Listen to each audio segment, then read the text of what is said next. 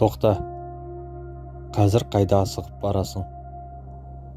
Мына әлемнің бітпейтін шуынан, таусылмайтын шаруалардан бір сәт демалғың келе ме?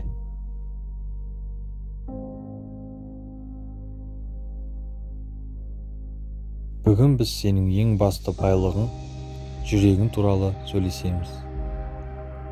Ол шаршады. Оған тыныштық керек. Біз жиі сыртқы әлемді реттегіміз келеді.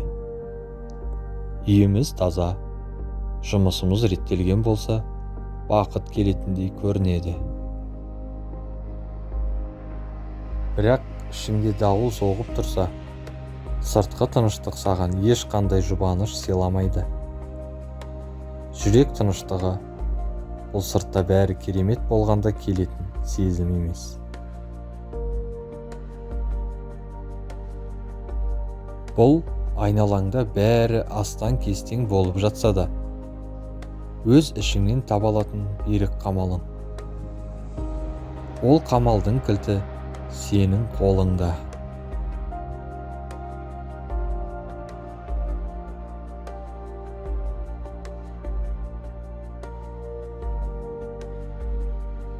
Өткеннің өкініші мен болашақтың қорқынышы жүректің ең үлкен жаулары. Біз өткенді өзгерте алмаймыз, ал болашақты болжай алмаймыз.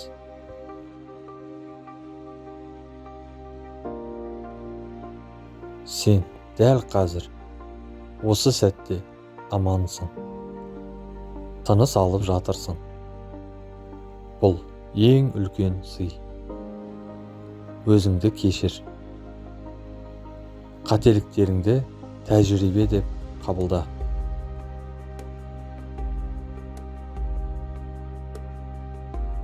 Жүрек тек жаратушыны еске алумен және барыңа риза болумен ғана шын тыныштық табады.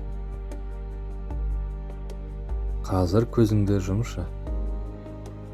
Терең дем ал. Көкірегіңе толған ауырлықтың жайлап тарқап бара жатқанын сезін. Сен жалғыз емессің. Сенің жүрегің нұрдың мекені. Оны кірлетпе. Оны сақта. Егер бұл сөздер жаныңа жылу сыйласа, демек, жүрегің әлі тірі. Оған мейіріммен қара.